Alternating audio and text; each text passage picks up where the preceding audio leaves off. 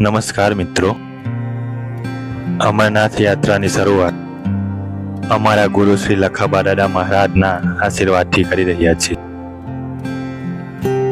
ઘણા સમય પછી બાબા અમરનાથની આ યાત્રાનો સમય આવ્યો છે. ઘરમાં બધાના આશીર્વાદ લઈ આ યાત્રાની શરૂઆત કરી રહ્યા છીએ.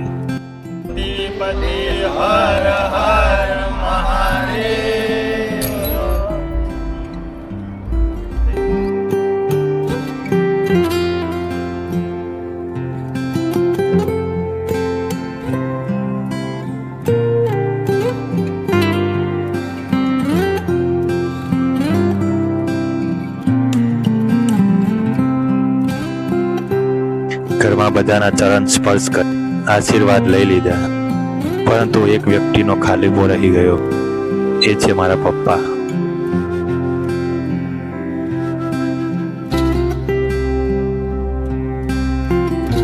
જ્યારે અમરનાથ યાત્રા માટે રજીસ્ટ્રેશન કરાવ્યું હતું ત્યારે મારા પપ્પા હયાત હતા અને યાત્રાની સૌ પ્રથમ જાણ મેં મારા પપ્પાને કરી હતી અને મારા પપ્પાએ ખુશી ખુશી હા પાડી હતી, પરંતુ એ આજે હયાત નથી.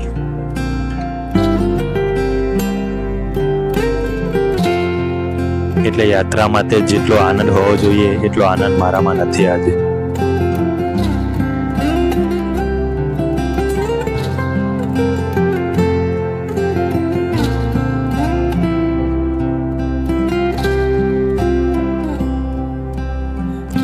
પપ્પાની છબી સાથે હું આ અમરનાથ યાત્રા કરી રહ્યો છું, જેથી મને મારા પપ્પા સાથે યાત્રા કરવાનો અવસર મળે.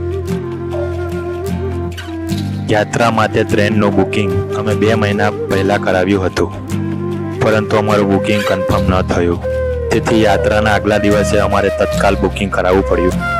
હવે ટ્રેનમાં બેસી અમે યાત્રાની શરૂઆત કરી રહ્યા છીએ. મને ટ્રેનના સફરનો અનુભવ ખૂબ ઓછો છે, તેથી મારા મિત્ર સંજયભાઈ સાથે રહીને હું આ ટ્રેનનો સફર કરી રહ્યો છું.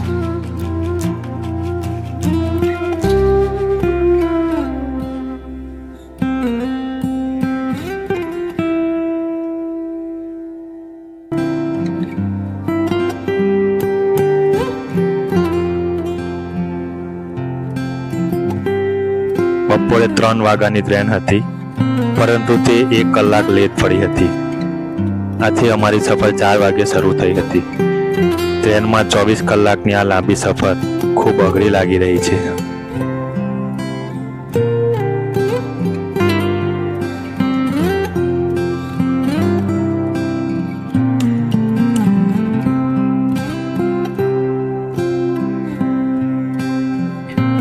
કલાકની લાંબી સફર બાદ અમે પહોંચી ગયા છીએ જમ્મુ રેલવે સ્ટેશન.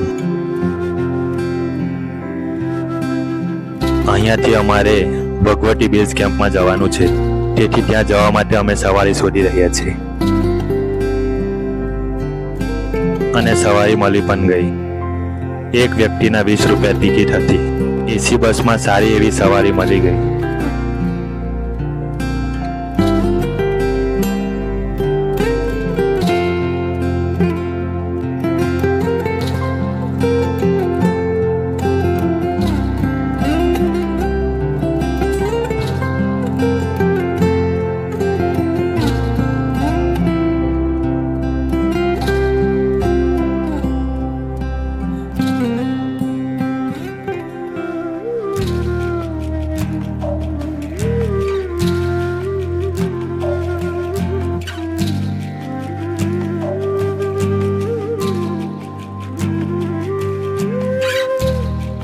બેઝ કેમ્પની બહાર સામાન ચેક કરવા માટે ખૂબ લાંબી લાઈન લાગી હતી.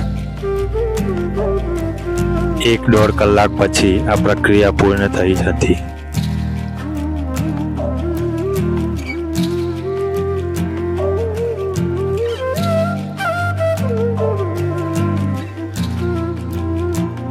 બેઝ કેમ્પમાં અંદર આવ્યા બાદ અમે સુવા માટે જગ્યા શોધી રહ્યા હતા.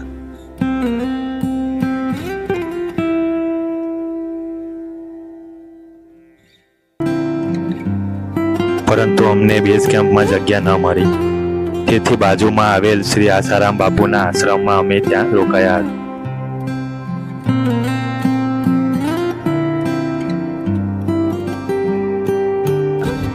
ત્યારબાદ ફ્રેશ થઈ અમે ભગવતી બેઝ કેમ્પમાં નાના એવા પ્રોગ્રામની મજા માણવા માટે ગયા.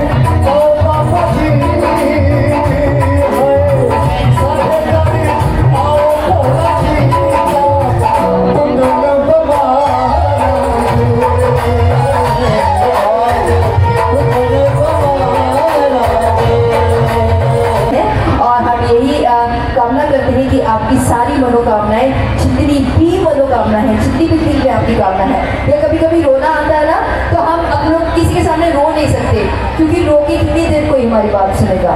और उस परमात्मा के आगे अगर हम एक भी आंसू हमारा निकल जाए ना, तो वो आंसू हमारे नहीं, उस परमात्मा के होते हैं, उनके आंसू ज्यादा निकलते हैं.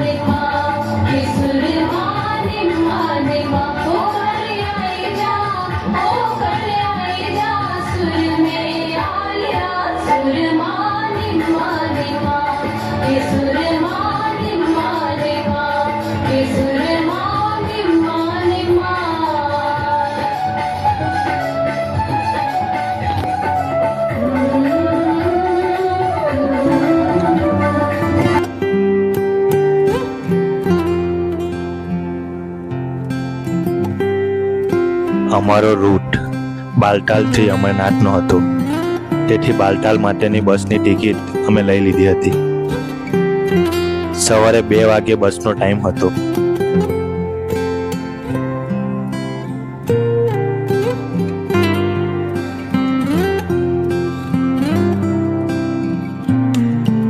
બેઝ કેમ્પની બહાર માટેની ખૂબ સારી વ્યવસ્થા હતી. વિવિધ સંસ્થાઓ દ્વારા ભંડારાઓ ચલાવવામાં આવી રહ્યા હતા.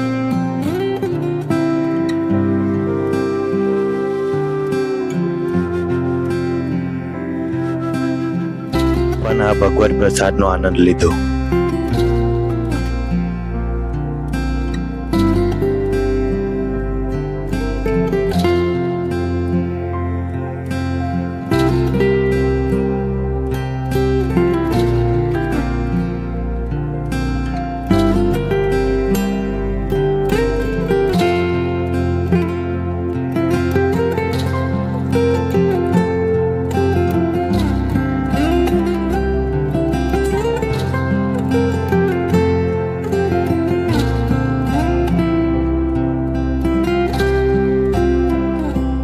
ભોજન લીધા બાદ હવે આરામ કરવા માટે આશ્રમ બાજુ જઈ રહ્યા છીએ.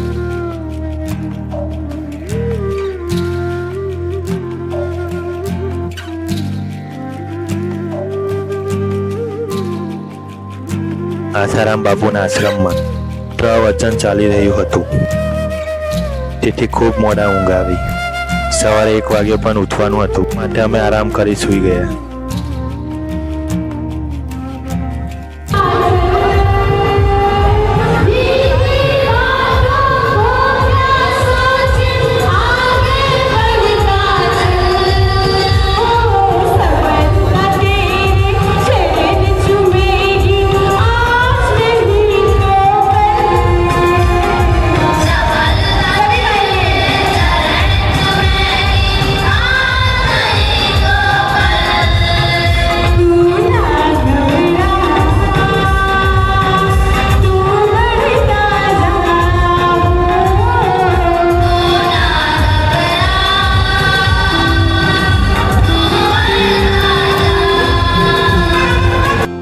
સવારે વહેલા ઉઠી બસની પાર્કિંગમાં અમે અમારી બસ શોધી રહ્યા હતા. છેવટે અમને અમારી બસ મળી ગઈ.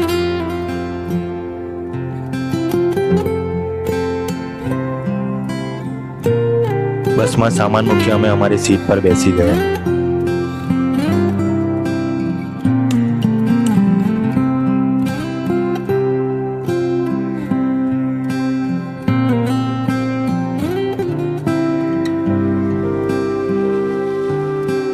બસે સવારે 3 વાગે પ્રસ્થાન કર્યું.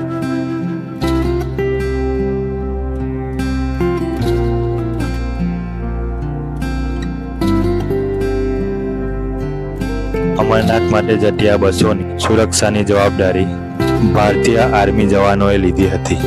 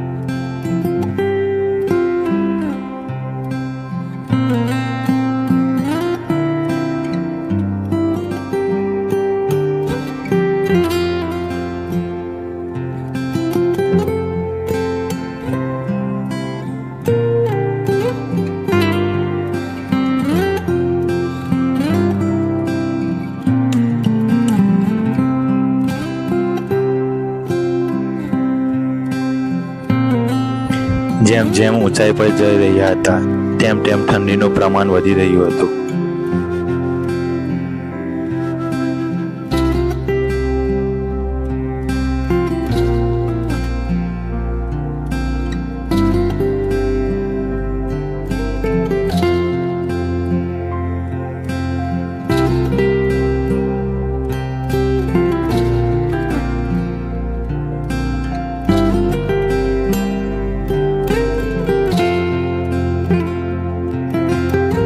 આજુબાજુ આ વિશાળ પર્વતોના દ્રશ્યો મનને મોહી રહ્યા હતા.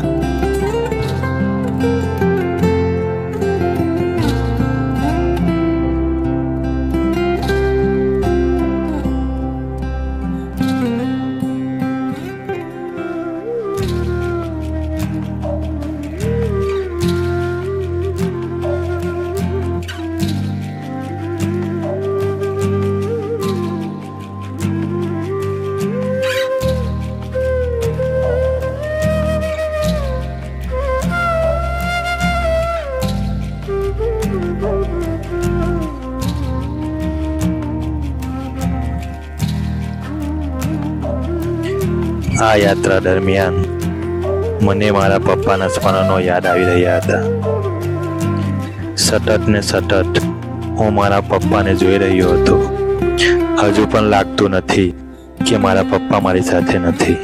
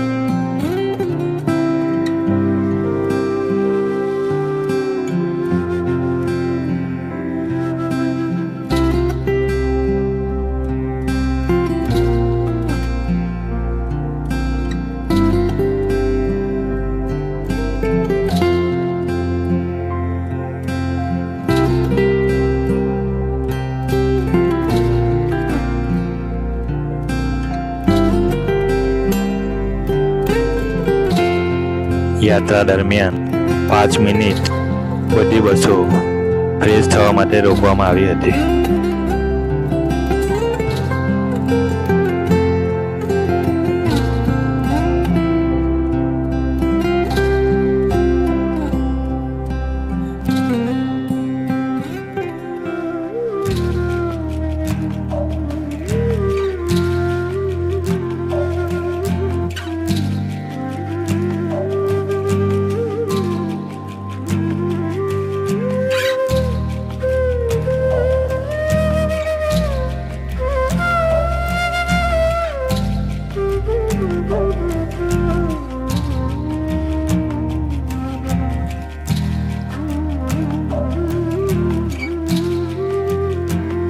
આમ તો મને કુદરતના ખોળામાં ફરવાની ખૂબ મજા આવે છે, પણ આજે મને મારા પપ્પાનો ખાલીપો સતત વર્તાઈ રહ્યો છે.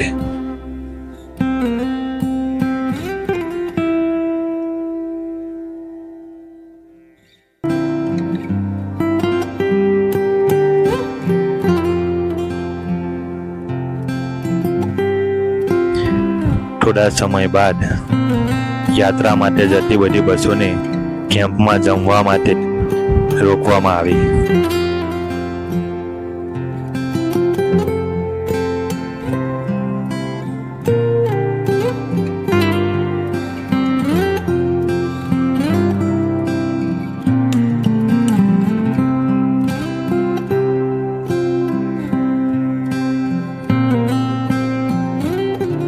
બધા જ ભંડારાઓ સ્વચ્છ અને સારા હતા.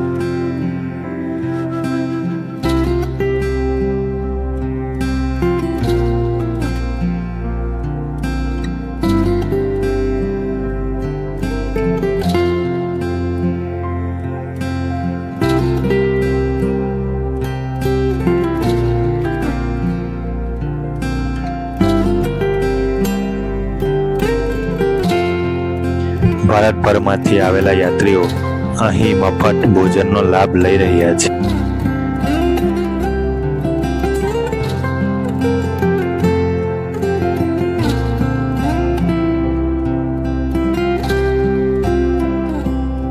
હવે પરત બસમાં જઈ રહ્યા છે.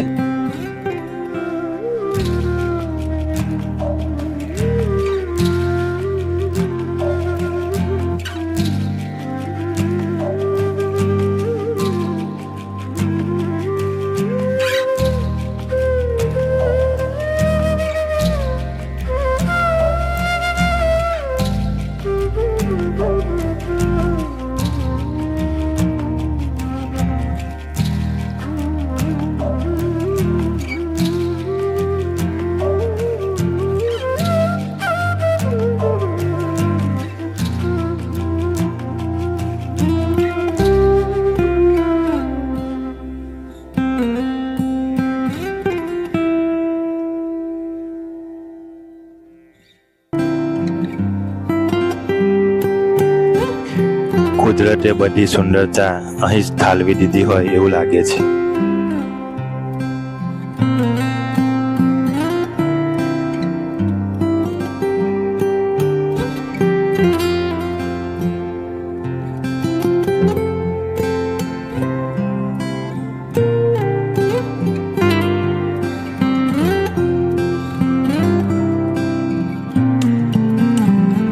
અડીખમ ઉભેલા આ હિમાલયના પર્વતો સતત મનને શાંતિ આપી રહ્યા છે.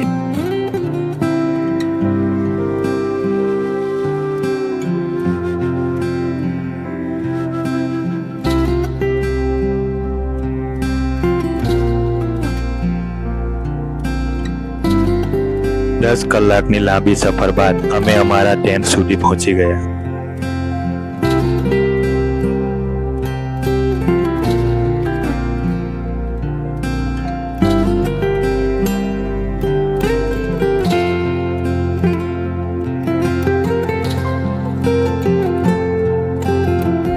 બાલટાલમાં ખૂબ ઠંડી હતી. લગભગ 5 ડિગ્રી જેટલું તાપમાન હતું.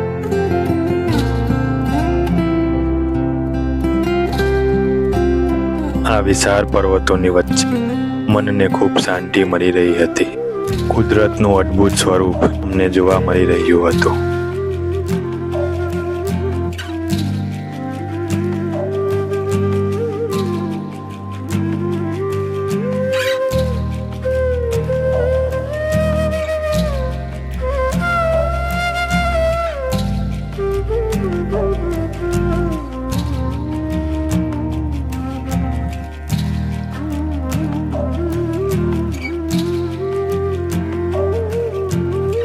આ પર્વતોના ખોરામાં કુદરતની શાંતિની વચ્ચે સત્ય સ્વીકારવા માટે પોતાની જાતને મનાવી રહ્યો હતો. પણ મારું મન માનવા તૈયાર જ નથી કે મારા પપ્પા મારા ઘરે નથી.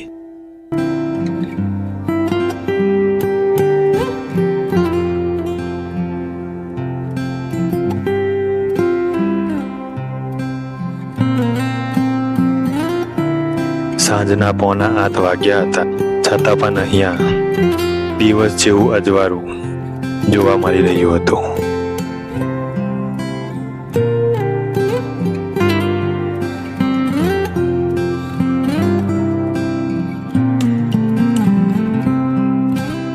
સાંજે ભંડારામાં પ્રસાદ લઈ અમે અમારા ટેન્ટમાં પાછા આવી ગયા.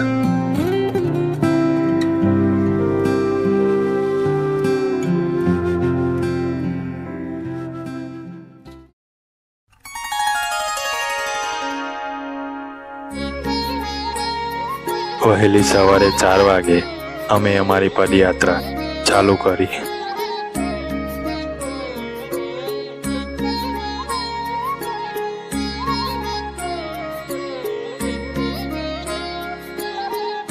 ઠંડીનું પ્રમાણ ખૂબ વધી ગયું હતું.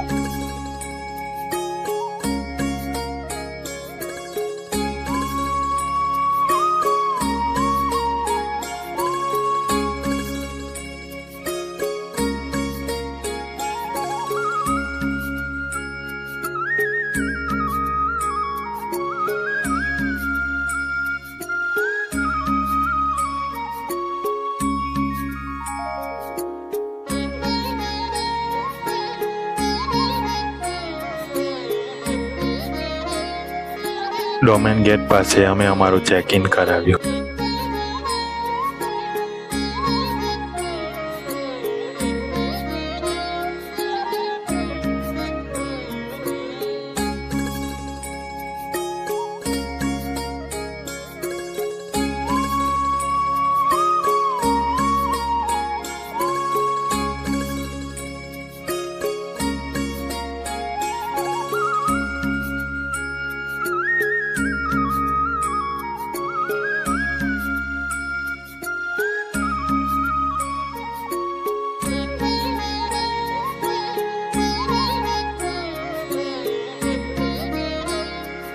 પાપ અને પુણ્યની આ લાંબી કતારો વચ્ચે અમે પણ પદયાત્રા કરી રહ્યા હતા.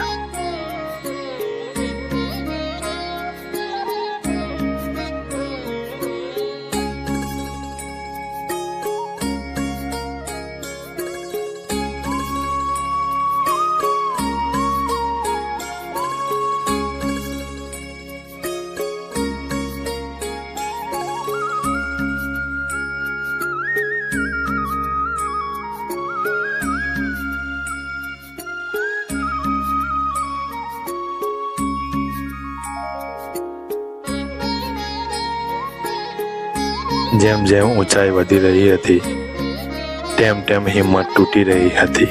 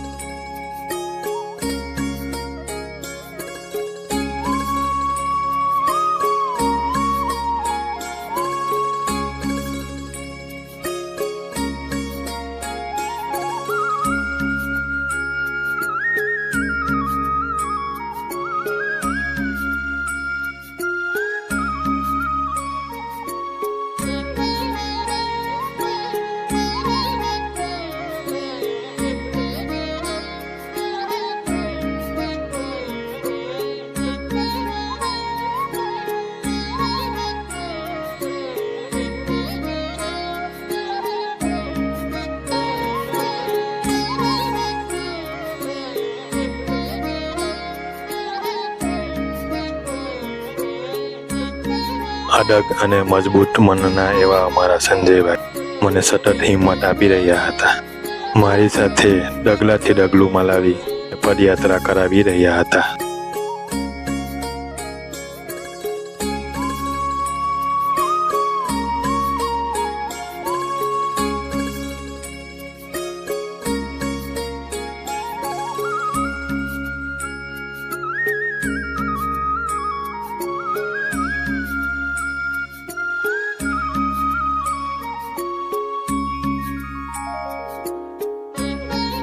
જીવનમાં પહેલીવાર આટલા વિશાળ પર્વતો મને જોવા મળ્યા તો મારા મનમાં આશ્ચર્ય થવું જોઈએ, પરંતુ એવું કંઈ થયું નથી, કેમ કે મારા મનમાં સતત ને સતત ફક્ત મારા પપ્પાના સ્મરણો આવી રહ્યા હતા.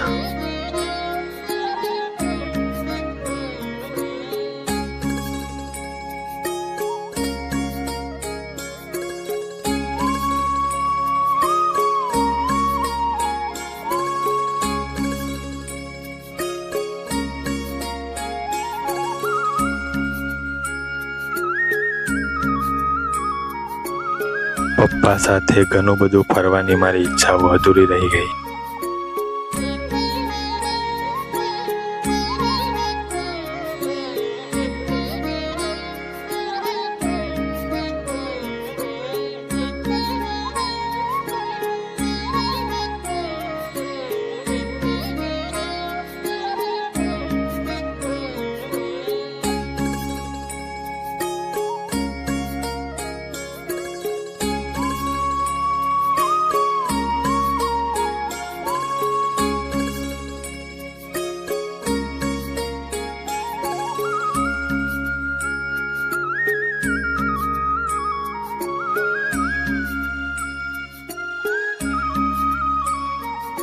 પદયાત્રા કરતા કરતા છેલ્લે અમે બાબા અમરનાથની ગુફા સુધી પહોંચી ગયા.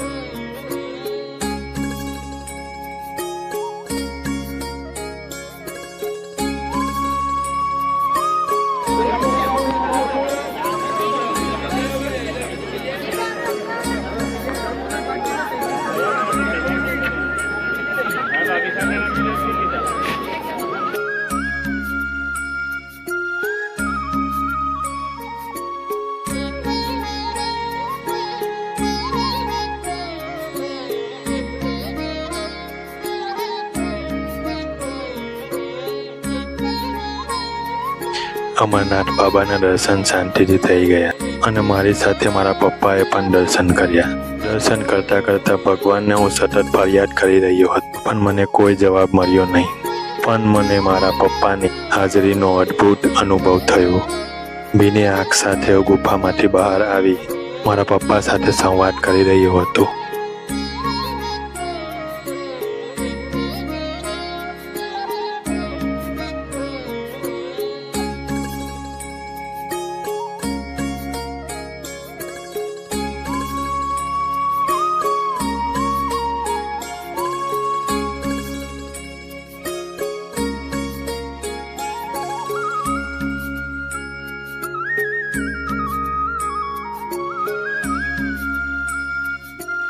અમારી આ પદયાત્રા લગભગ પૂરી થવા જઈ રહી હતી. ત્યાં જ વાતાવરણમાં બદલાવ આવી ગયો અને ધીમે ધીમે વરસાદ પડવા લાગ્યો.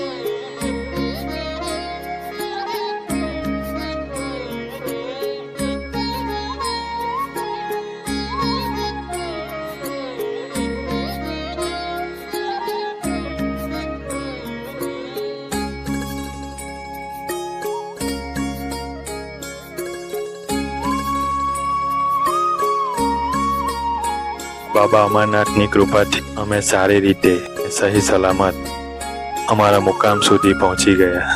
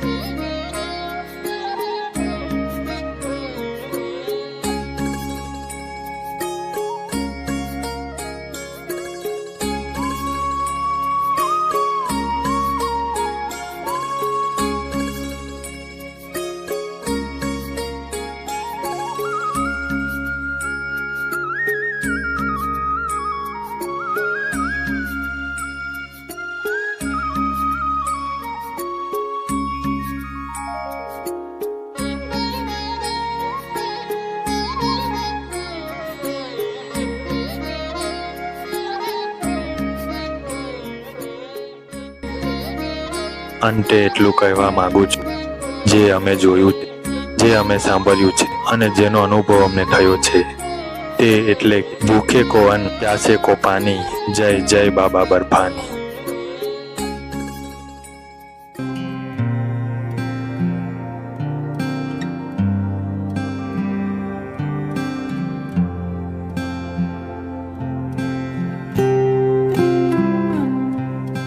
બીજા દિવસે સવારે અમે 10 કલાકની સફર કરવા માટે બાલટાલથી નીકળી ગયા.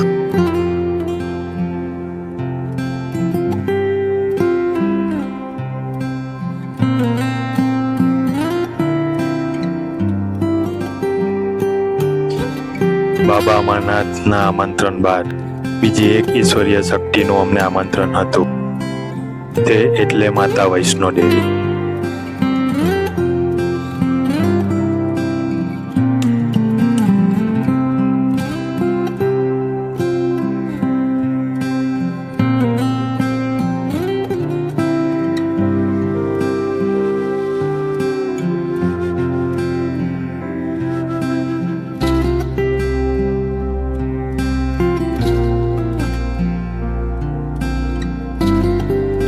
તો મિત્રો, મને આશા છે તમને આ યાત્રા ગમી હશે અને મારા સ્મરણો તમને સાંભળવા ગમ્યા હશે.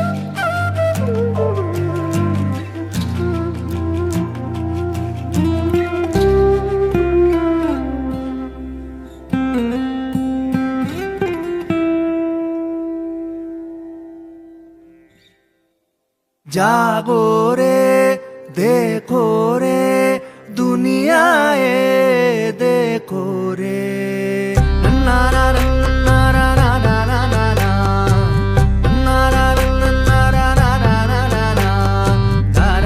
ना ना ना. जागो रे देखो रे दुनिया ये देखो रे अंदर की बाहर की दुनिया ये देखो रे बाहर